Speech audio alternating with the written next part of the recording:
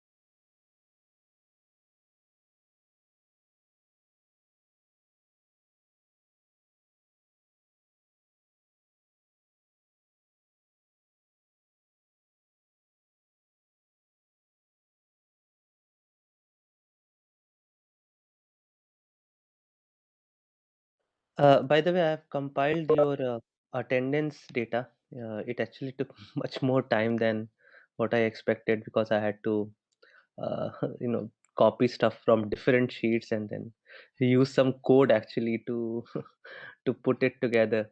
But yeah, so your attendance percentages and data is available. I'll probably share it with you guys sometime.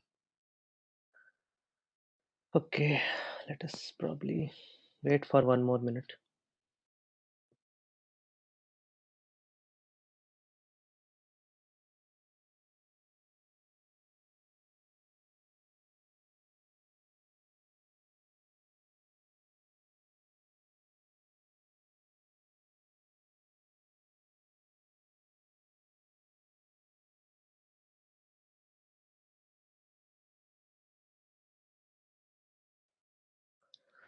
Okay, I think we can start now. It's 9:05.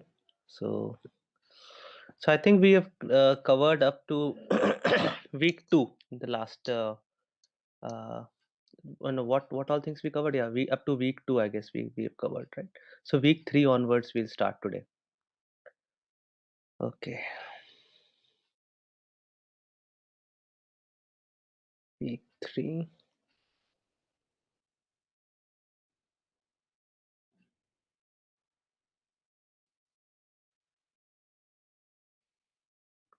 And as I said before, if you guys cannot see, just tell me. And if you have a question, you have to just unmute and ask, because I won't be able to see your chat.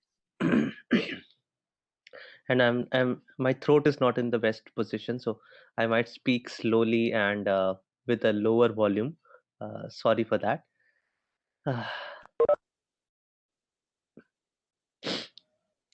Okay, so basically, week three onwards, we started the actual programming thing. Okay, so we started with the conditionals. The first thing we talked about was the concept of a block. So you realize that when in C and C++, whenever you put some code within these braces, they basically serve as a code block. A particular code block, as you already know, is a set of statements which might be executed in that particular order under certain circumstances, let us say. So a code block is, as you guys already know, unless you see a branching construct, everything gets executed as it is in a code block. So here there is like one code block. This whole thing will be executed from the beginning till the end. Hmm. Yeah, so all these things I think you know. So now the first thing that we encountered during programming was branching, and so basically, in order to actually break away, in order to have any kind of decision making in your code, which decides what code gets executed when, you need some kind of branching constructs, and it may be required if your program contains different codes for different scenarios. So for instance, in our case of that quadratic equation, we Así had es. O podría. uh, so someone's mic is on, guys. Puri తీసుకున్నా Whomsoever it తీసుకుంటావా is, I can't see. Okay, let me check. Then who is it?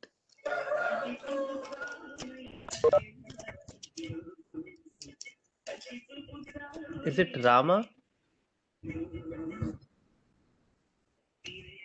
I think it's it. Okay.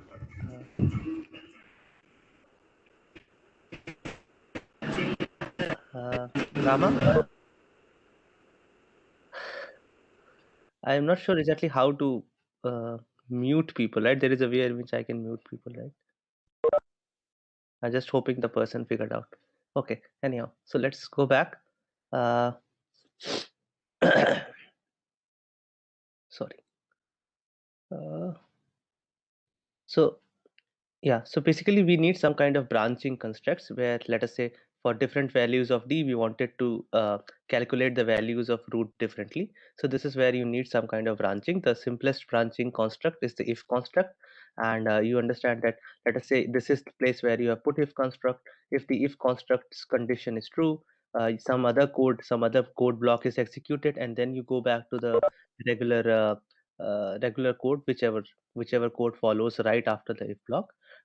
If the if condition is false, then it is as if this block did not exist at all, right? So it simply goes away like this. So here you can see the examples. I think this is too simple to discuss. If you guys have any issues, by the way, understanding these things, you can unmute and ask, but I think this is like too basic. The similar thing is there with if else. There are two code blocks now, one for the if part, one for the else part. Based on the condition, either this block gets executed or this block gets executed. Uh, so similarly, like you can also have an if else if ladder. So if followed by else and then another if, it makes it an if else if ladder, and then you end this ladder. You could end this ladder with an else case. So in this case, basically. Uh, in this case, only one of these blocks get executed and not all. This is the idea. Uh, I think all these things are simple things. Yeah, this is another point that you should remember. I double equal to j versus I equal to j. In many languages, this is actually wrong. I equal to j. You'll get actually a kind of some kind of problem, some kind of error warning.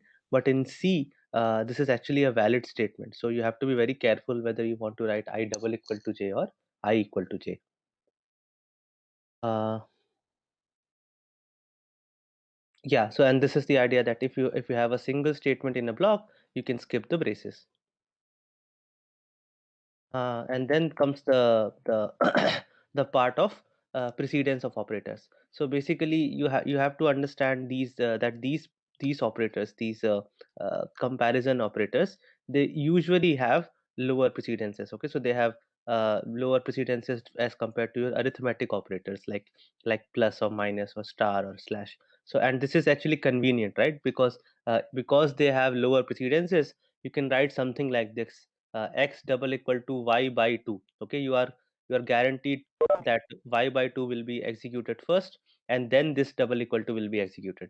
So it is kind of convenient. The reason that they have these lower precedences is that you can write your arithmetic expressions within these conditions without having to worry about the parenthesis. And yeah, so these are your logical operators: double and, double, logical and, logical or, and not. They do exactly what they say, right? Anding and oring and not. So not simply reverses the condition, by the way, like this. This will be true whenever past is false. Okay. So this, any issues with this? Any questions on this? Okay.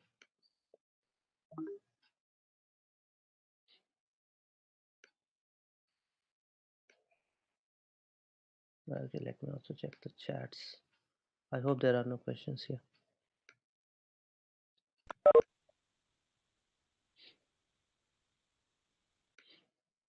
So we are going to go at a very fast pace. Okay, I mean, this is not really the actual lecture. This is just a revision. So I will only stop if you guys stop me.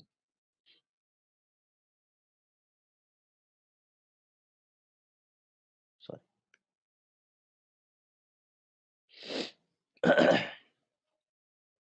Okay, so then the next thing that we looked upon was arrays, and we took up this particular example that, let us say, I need 5 marks to be stored in my program. One way to do that is using marks 1, marks 2, marks 3, so on and so forth.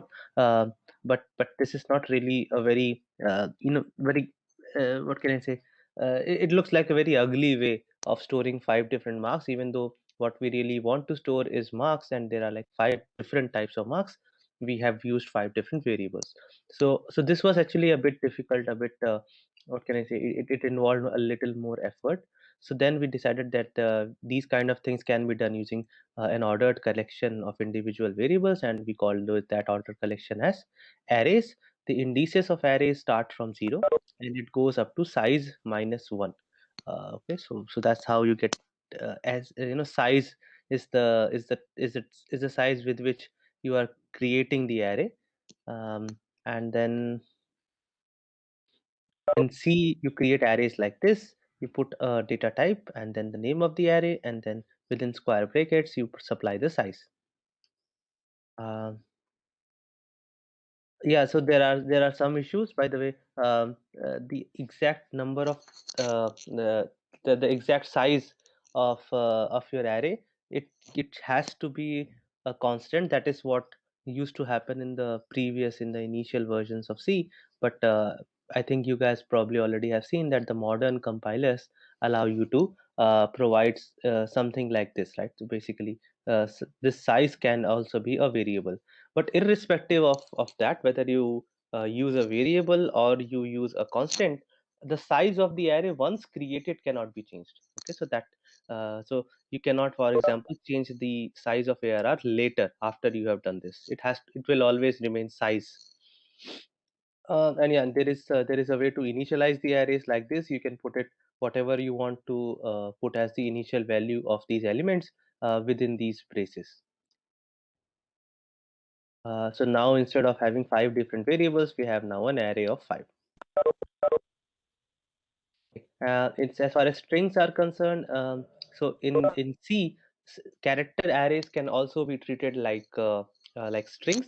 It's the only thing that is different with a string is that it is it is ended, in the end of the string you have a special character, this /0 character or the null character.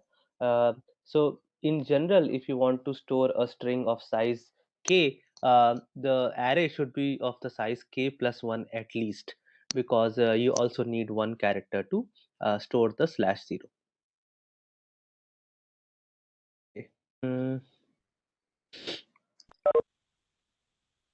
Yeah, actually, I think I should have probably I did plan to spend another lecture on string operations in the last week, but then I realized I think almost all the string operations you guys have already used. String copy, string length. These operations you probably already know, so that is why I didn't dedicate a different lecture for it.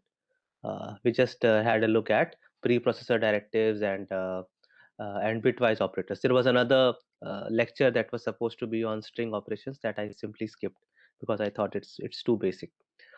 So anyhow, so basically this is how a string looks like. You can use the quotes directly. This is just a special case where the array is a character type array. You can also use quotes like these instead of braces, and in this case it is treated like a string. So the /0 character is added by default.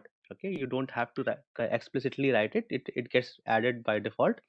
The methods that you use usually for taking inputs and outputs of strings, they are actually putS, getS. GetS has its own problems. You guys probably already know. We have had great discussions with getS, but putS is fine. You can simply put the string out. In fact, as far as outputting the string is concerned, you can also use printf. Printf with the %s modifier can output a string very easily. Now I think you guys already know that the alternative to getS is fgetS.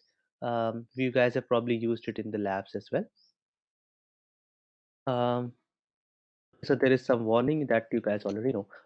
Any questions on this? Okay.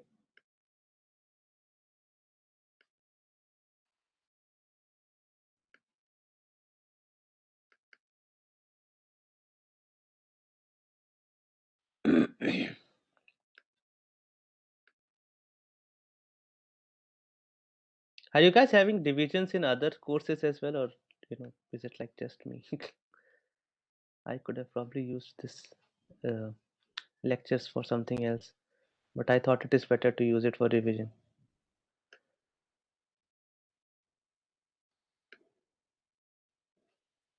Okay, so the next thing that we looked at was iterative programming. So what is iterative programming? Basically, many a times you have a particular statement that needs to be executed multiple times. In fact, once you start writing advanced programs, probably the only things that you'll write will be loops. Okay, the actual statement that has to be executed will be very few, but you have to execute them like millions of times or something like that. So this is where iterative programming comes in, that instead of writing the same stuff multiple times, you can write it in the form of a loop, and this is where the loops part comes in. This is just a simple algorithm to show you how exactly can we actually write a loop. So you start from here, the whole body gets executed, then you go back again, then the whole body gets executed, so on and so forth, and then at a particular condition, when the condition to continue gets false, you simply come out of that loop. Um, so so this is why it looks like this, that your control is moving in a loop. That is why it is called a loop. Um, so, so we use loops to perform similar tasks repeatedly. This is the idea. Um, so this is a typical way to use loops. You start, there are certain statements right before the loop, then you initialize certain variables, which these variables are going to be important for your loop. Then you have something known as the loops body. These are basically the statements which use these initial values in order to do some computation. You update these values, usually at some interval. maybe like every the most common cases where you update these values after each iteration. You can also like choose to update these values certain times only, and then there is some condition which is checked in order to figure out if the loop should continue or you should break out of it. Now there can be different ways in which these statements can be arranged, and this is why we have three different loops. But this is the overall idea that whenever you are trying to write a loop, this is the idea that there are certain statements before, certain statements after, and then this is what goes on. So this is the concept of a this is the case of a factorial being calculated using a loop. I think it's not too difficult, so I'll just skip over. Any questions on this? You understand how factorials are calculated using loop, right? That's why I'm just skipping this. Any questions on this? Okay. This is all very basic stuff, I guess, right? Acha, no revision in any other course. So the syllabus has been completed in all other courses, or it is still going on?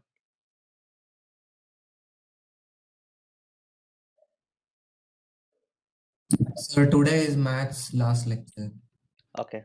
Okay. So I mean, but and everyone is system management is completed. okay. So everyone is nearing the completion, right? So very good. And by the way, from what I understand, I might actually be uh, uh, offering data structures for you guys in the next semester. It's not yet finalized. I've been asked for my whether I would be willing to, and I have said yes. So let's see what happens.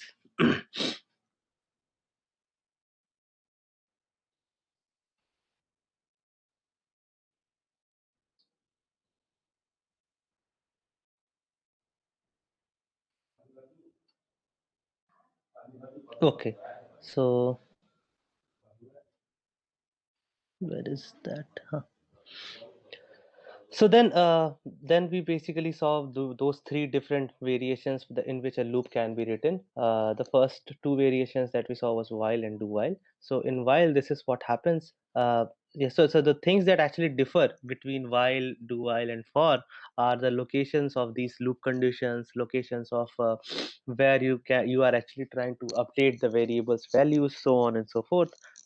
So this is where things comes in, right? If you put the condition towards the end of this loop, this is essentially the case of do while loop. Okay, so you start with a do, some statements are there, and this is your brackets, your braces. Earlier I used to feel that for do while these braces are necessary, but then one day I realized that no, these braces are not necessary. So if you have a single statement in do while loop, these braces are not necessary, and that is the same case with while as well as for loops, that if your loops have a single statement, the braces are not necessary. But otherwise, if you have more than one statement, these you put the braces, you write the whole loops body within the braces, and then you write it like this. So then this is the factorial with the help of do while, right? So you do something like this, result into num equal to -1, uh, num minus equal to 1. So basically every time you are decreasing the number by 1, and you do this until the number is greater than 1. So this is the simple factorial function. And the same condition can also be put at the top of the loop. Okay, so you first check whether the condition is true or not, and only then you execute the loop. And this is the case of the while loop. So this is what happens while and the condition, then again the braces and the statements. So this is the difference between do while and while. Yeah, the same code using while loop, you basically put a while condition here, and then the result asterisk equal to num minus equal to 1. So this is like a theoretical thing that when to use which loops. So one thing that you have to understand: all conditions, all use cases can be written using all types of loops. Okay, so there is not really not the case that certain loops should be used for certain types. It's basically a kind of personal choice. Okay, some people might actually have a liking for while loop. Some others might have a liking for do while, others might have a liking for, so on and so forth. So it's basically your personal choice. Okay, all loops can be used to to achieve all types of use cases. However, uh, do while does have a specific use case where people generally use it, and that is when you are supposed to run the loop at least once. Okay, the classic case is something that you might have seen in these programs on basic array operations. So basically, you start the program, you give the user some options to pick, right? To perform certain operations, the user picks these options. You perform those operations for the user, and then at the end, you basically say, "Do you want to continue?" Okay. If the user says yes, I want to continue, then you restart the whole thing, right? So this is a classic case where people use do while loop. Again, you can use for as well as while for these things, but this is the classic case where do while is used, because the code gets executed at least once. But other than that, and that too you can stop, by the way, you can stop by using an if condition. But this is the classic case where you use do while as compared to the other loops. This is the case. I think this is what I was saying. Okay. um, Yeah, so this is this is a common misunderstanding that many students have, that do while always runs one more time as compared to a while loop. That is wrong.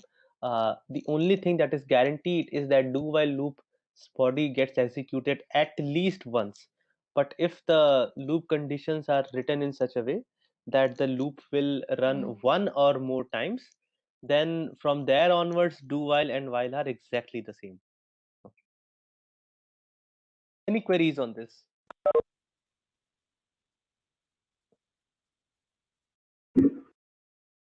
Okay.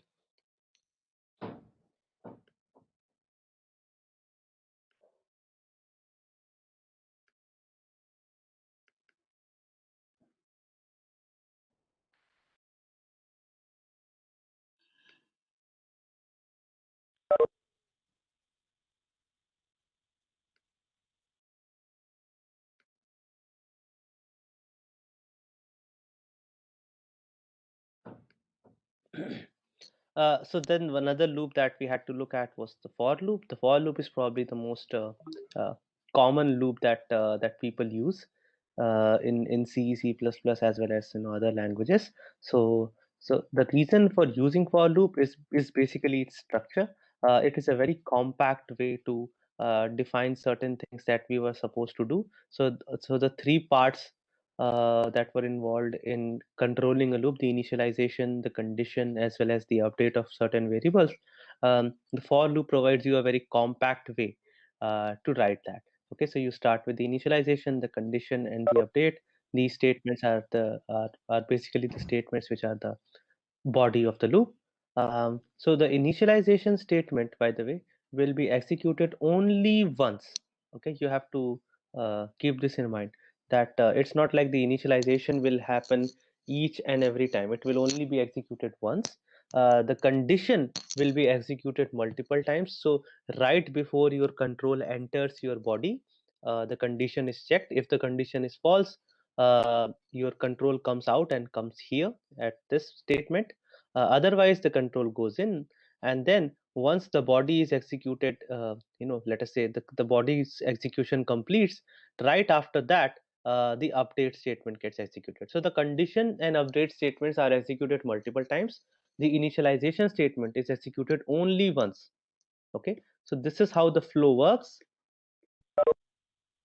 like this. Okay, so it starts from here, then here, then here, then again here, and if the condition is false, you come out. Okay, like this is the case.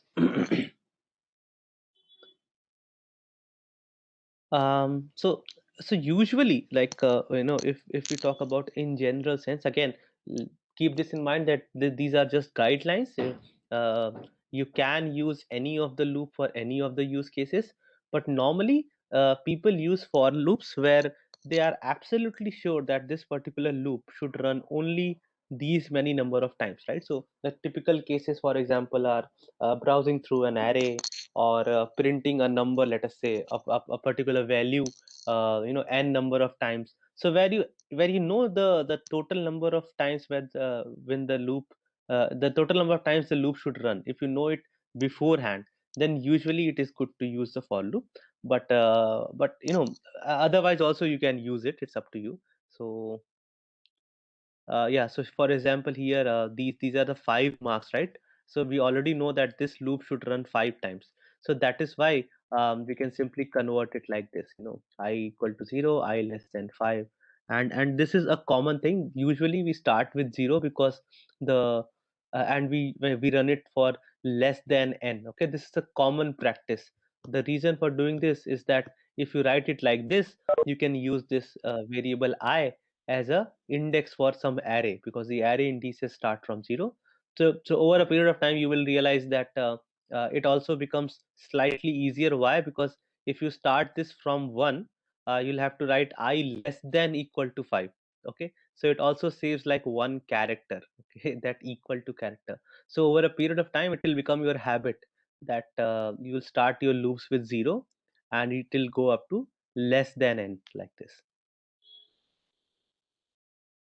Yeah, so modern compilers actually allow you to write something like this: int I equal to 0. So, the the original, as I said, right, the initial versions of C, you had to declare all the variables on the top of the function.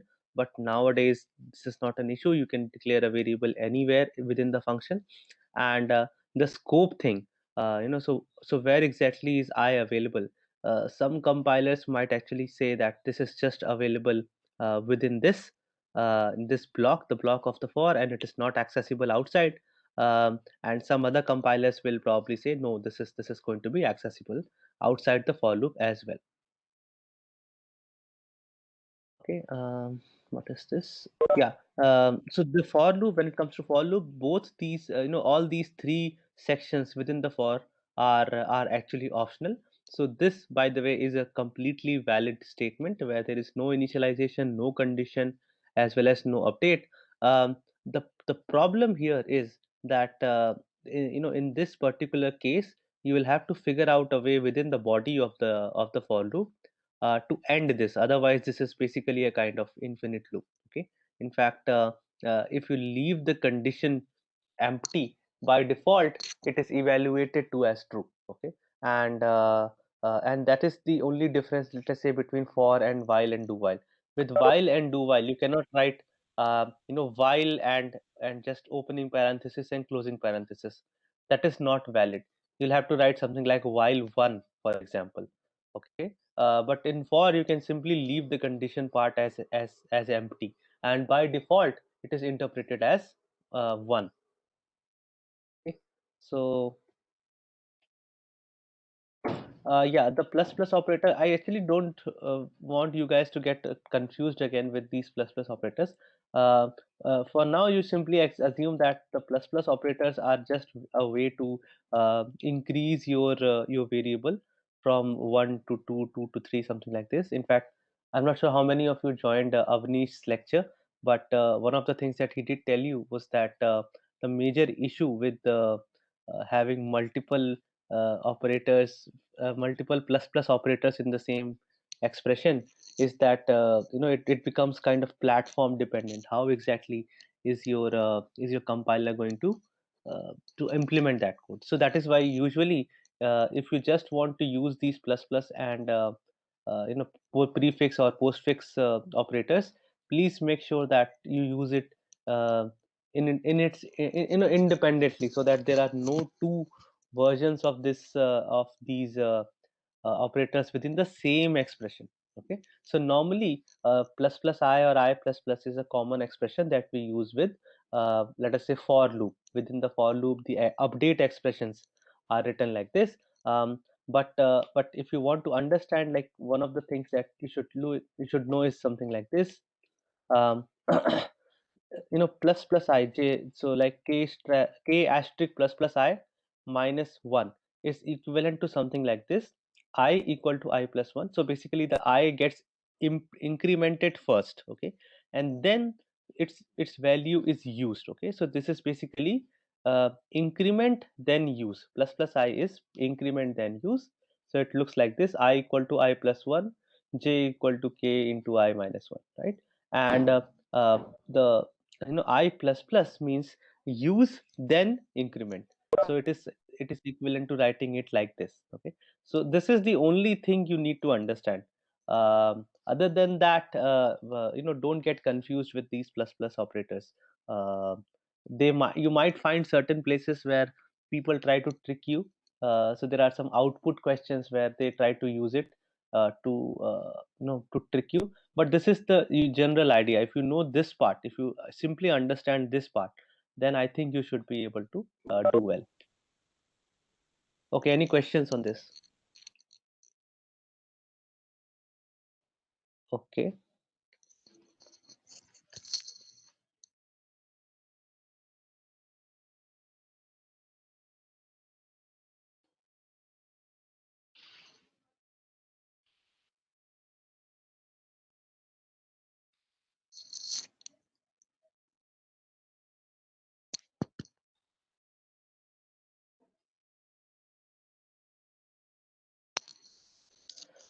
Okay, so this is the second part of the conditional. So essentially, we knew that something like if and else, right? So if behaves like this, if else behaves like this. Now, this is a typical if else if ladder, right? So if let us say there is a particular variable and you have to do something for specific values of that variable. This is how you will write an if else ladder. Another option that you have, that if your conditions are based on the values of the same variable, and that variable is an integer, then you can write a switch case. So in the overall concept is you put that variable within the switch, and then you write different cases. For each case you can write a set of statements, right, like this, right? Okay, so if you remember, these cases are basically more like a label. So the problem here is that wherever a particular case matches, everything below that is also. And by the way, default is the case where none of the cases match. So you can write some code which will be executed if none of these cases actually match the value of v. But yeah, coming back to the problem. Um,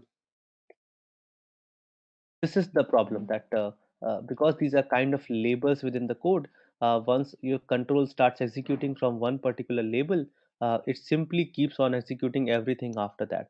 And I think we had some of you tried different ways to put default at one place and another place. I really don't want to go into those details, uh, but the idea is that these are all labels. Okay, wherever you put them in your code, that matters. Okay, the order matters. Okay, and yeah, so in order to actually make the order of these statements irrelevant, you can use the break statement. So it is a good practice that you actually use these break statements after any piece of code that you write. This will make sure that whenever a particular value is whenever v has a particular value, only that set of statements are executed and the others are not. Okay. And you don't need a break if you put your default towards the end, because usually, and by the way, this is a good practice. Put your default cases towards the end of the code. Okay. Because I still don't remember what all things we did in those experiments. I think some of you tried to put default above or in between. So I think if you put it in between, the things that were below that were getting executed.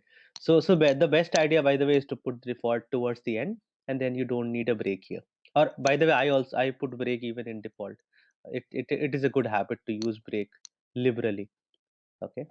uh, the break statement is basically a statement that can get you out of the innermost switch or the innermost loop. Okay, and the innermost part is very important. It will not take you out of all the loops. Okay, or all the switch cases, just the switch case or the loop which is the innermost one, right? So something like this, that if you put a break here, whenever break is executed, you simply go out and reach here. Okay, and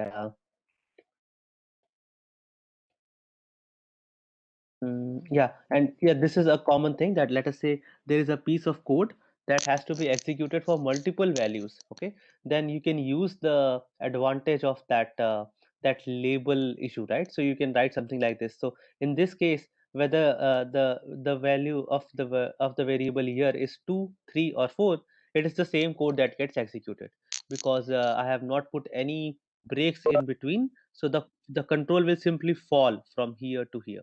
Okay. The innermost, yeah, that part I think I have discussed. So yeah, and this is the concept of nesting. The nesting is basically a typical term that we use in order to say that the same programming element is present in within the same type, right? Something like this. So uh, so this is an example that this is a nested if, an if within an if, and this is a nested switch case where you have a switch case within the case uh, case block of another switch case, and this is a nested loop. And when usually we use the term nested loop, we don't use the term nested for loop. Okay, because so if you put a while here or a do while here, that is also considered to be a nested loop. So the idea is that loops can also be nested. Yeah, so the break statement are often used for putting the loop terminating conditions within the body. So something like this, that you have this loop, do while loop. I have put the while condition here as one, so this is always true. So the loop terminating condition is within the body itself using an if condition and a break statement. Similarly, there is another continue statement. It's not it is not used very often, but the idea is that the continue statement simply says that, stop whatever you are doing right now and start the next iteration of the loop. Okay, right after this. So basically something like this. If you put a continue here, the statements, the control simply falls to your closing braces. Okay, and then whatever is to be executed, that gets executed. So keep this in mind that even with continue, the condition statements get executed. Okay, the next iteration, when I say the next iteration is started, it doesn't mean that it starts straight away. uh, Whenever a continue is encountered, your control simply goes to the last, to the end of your loop's body, and then whatever should be done from there onwards, the control, goes in that particular direction. Okay, any questions on this?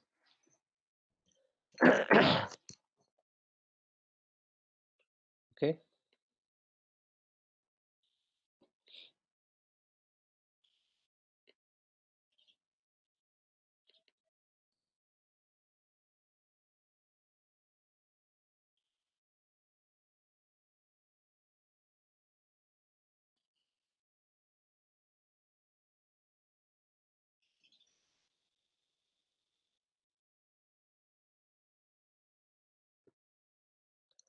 So one of the major uses of loops is to browse through arrays and do stuff on their elements. So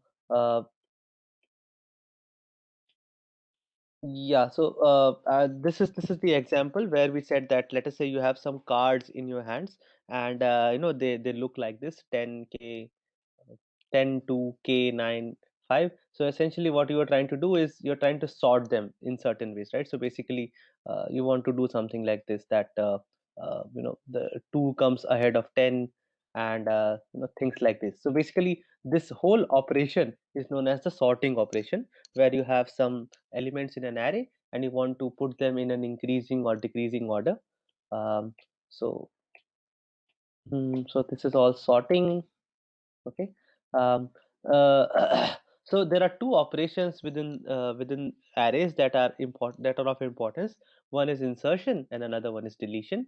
So what happens during insertion? So insertion basically involves checking if the array has any vacant slots, because array has to have a vacant slot for anything to be inserted in that. Then you basically say that, I want to insert something at this particular index of the array.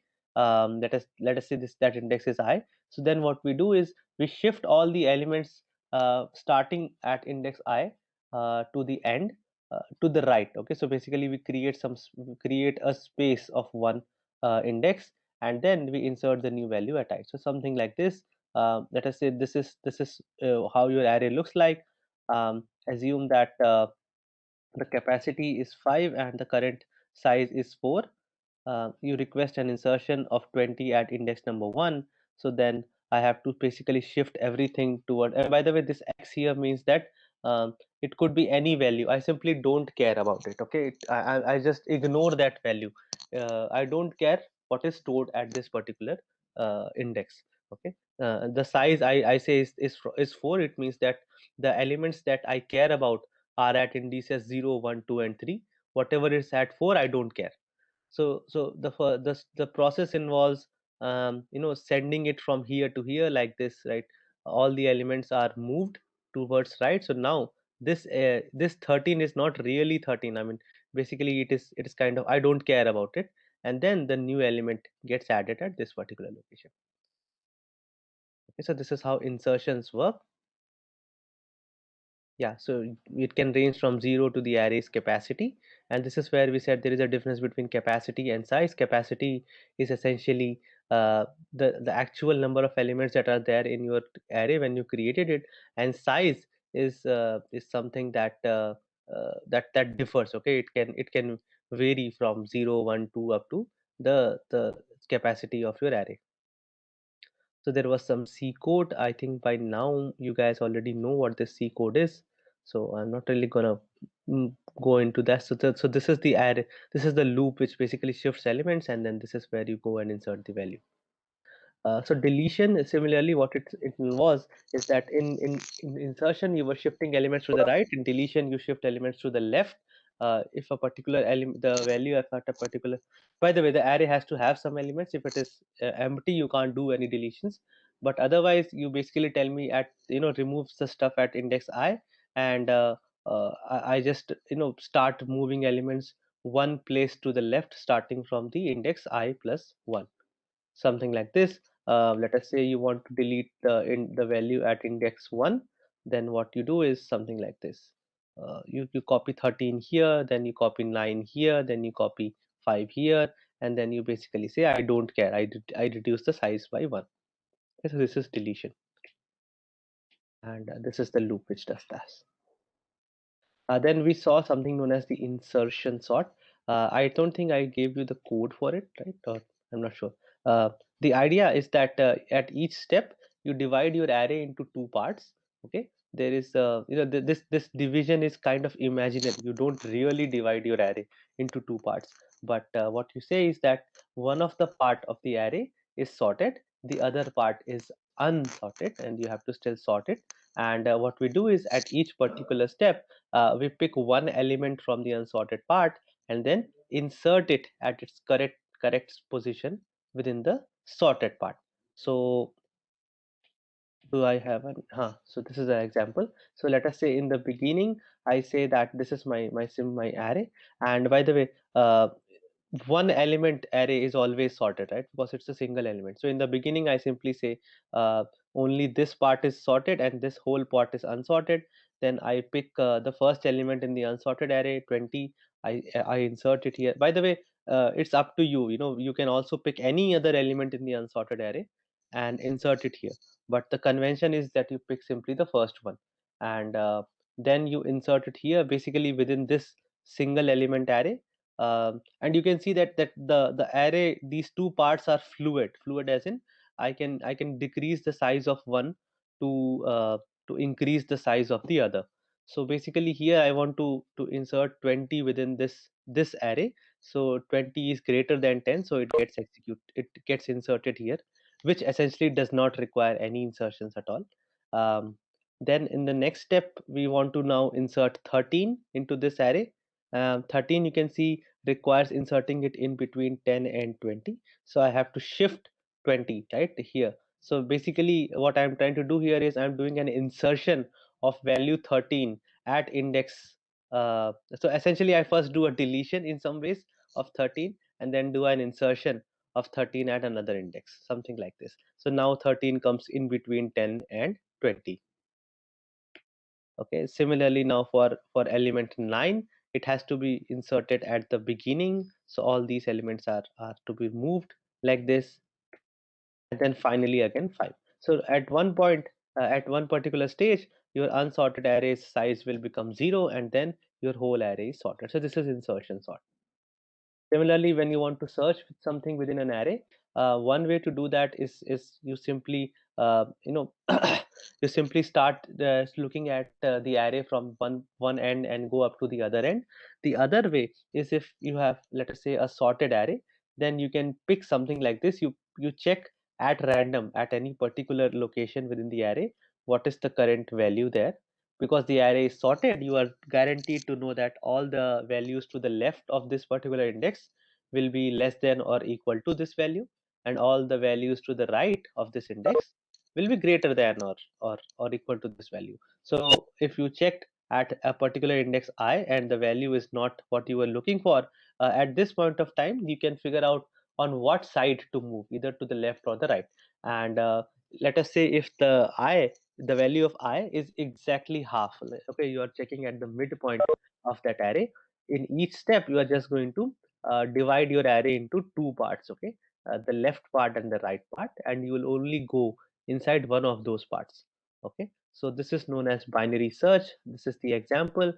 In the beginning, you check at 10.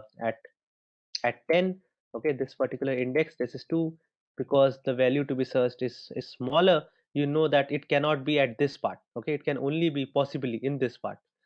So you basically start moving there. I think you know what binary search is, right? Any questions on this? We have to cover one more week, I guess. Okay. 5.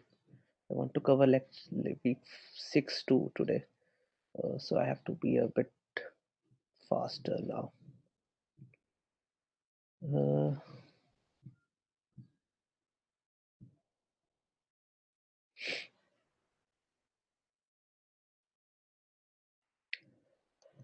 okay, this is what is here?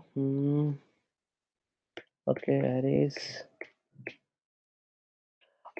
Yeah. So one of the things that you have to know is that arrays, whenever you allocate them, the memory that is allocated is contiguous. Contiguous as in all the variables in that array are allocated memory one after the other. Okay. So let us say you are declaring an integer array of size 5, essentially a block of 20 bytes, considering that an integer takes up 4 bytes. So a contiguous block of 20 bytes is allocated for you within the memory. And now because these blocks are allocated contiguously, you can actually do something related with the addresses of those blocks. So for example, if the starting address of this array is 1000, then the starting address of ARR1 is 1004, ARR2 is 1008. So this is guaranteed to you. Okay. And so this is a typical expression that ARRI is essentially the address of ARR plus I into the size of a single element of ARR. Okay, and now with the same concept, you can also create multi-dimensional arrays. It's just that in one-dimensional array, you have, let us say, n elements. You can also have another dimension called, let us say, m. So in this case, your total array becomes the size of n cross m. And at this particular point, let us say for our case of storing the marks, let us say you want to store it for n students. You can declare an array like this. uh, by the way, it is also the same as creating an array like this, m into n cross 5. This is fine, but the idea is that you can use it in a different fashion. I'll just like will Yeah, by the way, and this is the overall idea of visualizing how arrays are. This is declaring the same number of elements in a single dimensional array, and then this is how to view them in a two-dimensional array. In the actual memory, they get stored exactly like this only, but using these indices, two indices, the first index and the second index, you can actually visualize them like this, and it becomes much easier for you to use them in your programs. Okay. um, so this is the idea that you can This is the code I was looking for. So basically, you can see that here I have just created one particular array with size n cross 5, and here I am creating a two-dimensional array. It's basically the same thing, but it makes my job much more easier. I don't have to do things like I by 5 and all those stuff. It's much easier here. I can simply use two indices, I and j, and I can do these things. So this is more natural. That is the idea. Memory wise, they are both equivalent, this one as well as this one, but it is more natural because we can actually assign interpretations to different indices. We can say that the first index essentially represents a student and the second index represents a subject. So this is the idea of these multi-dimensional arrays. Any questions on this? Okay.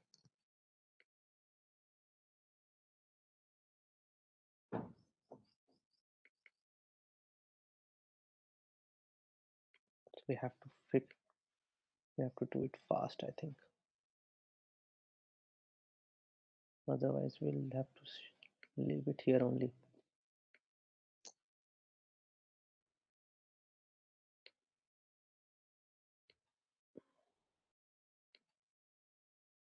I think we'll have to leave it here only. Where is the slideshow? Yeah, I think this is simple thing. So this is about the representation of values in the memory. A particular integer, whenever you want to store it, it is basically just stored as zeros and ones. And so, for example, this bit pattern is it represents 10 in 8 bits, okay, or 1 byte. Um, uh, Okay. Yeah, and we have already have a talk about how negative numbers are stored. Usually they are stored in something known as two's complement representation.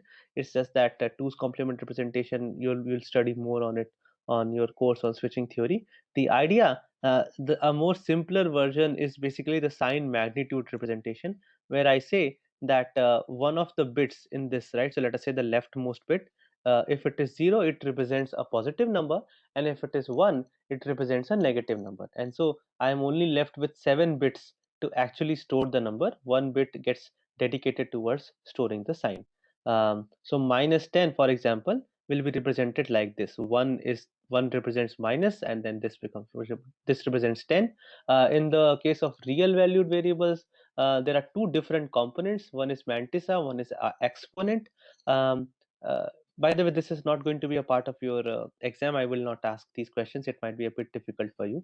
But the idea is something like this, that when you convert 12.5 into binary, it becomes something like this. Or if you try to change it to a notation that is similar to your scientific notation, okay, then it looks something like this. You bring the decimal point here, and then you use an exponent. This 1 1 is not 11, it is basically 1 1. It is essentially 3. And then what you really need to store is you need to store this 1 1, and then you need to store this 1 0 0 1. Why? Because this one becomes redundant, right? And this part is redundant because this is by convention. You can understand that everything to the left of this, because you only have one possibility in decimal numbers. It could have been 1 2 3 4 up to 9, but in binary we have this number it will always be 1 in that scientific notation kind of thing. So I can actually ignore this part, okay, and I can simply store 1001 as well as this. So this is basically my mantissa, and this is my exponent, and then it has to be unraveled in such a way in which I can understand what this particular float variable or double variable is. Okay. Similarly, there is a concept of a range. So the concept of a range comes because each variable is going to be stored in certain number of bits. So of course, right? I mean, I cannot represent more than 2 to the power n different combinations in n bits. So if you have a 1 byte memory, there are only 2 to the power 8 possibilities that can be stored in that. Now you can use different interpretations for it. The sign magnitude form, the two's complement form. It can help you in representing different values in the same number of bits, but still there has to be a range. Okay, and this is why you have this concept that if you have a 16-bit integer, usually the range is like this. Okay, this is the signed integer. If you have an unsigned integer, it starts from 0 and it goes up to here. Yeah, so conversion, what is the time right now? Sorry. So I'll just browse through this. So basically, there are two types of conversion: implicit and type and explicit. The implicit conversions are just done in order to promote the type of one to another. So let us say you have an expression where one variable is a float, the other one value is a float value, the other value is an integer value. It gets promoted to float so that your expressions are can be evaluated properly. Similarly, if one is short, the other one is int, they both get promoted to int, something like this. You can also do it explicitly by putting a typecast. You know how typecasting works. You simply put the typecasted data type within parenthesis and you apply it right before the expression. The size of operator, it simply gives you the size of a particular variable or an expression like this: int, float, double. You can also write it like this. Okay, this is just to give you the idea of how implicit typecasting works. That here, I think both are I is I think integer and c is what is it, character. So the character gets promoted to integer. Here integer gets promoted to float. Here integer gets promoted to double. So that is why it takes 8 bytes. Okay, any questions? Yeah, sorry, I have gone out of time. Okay, so tomorrow will be the last lecture, guys. We will try to cover as much as we can in revision, but I'm not sure I will be able to revise the whole syllabus. But yeah, so we'll meet tomorrow, and that will be the last lecture of the course. Okay, thank you, guys. Bye.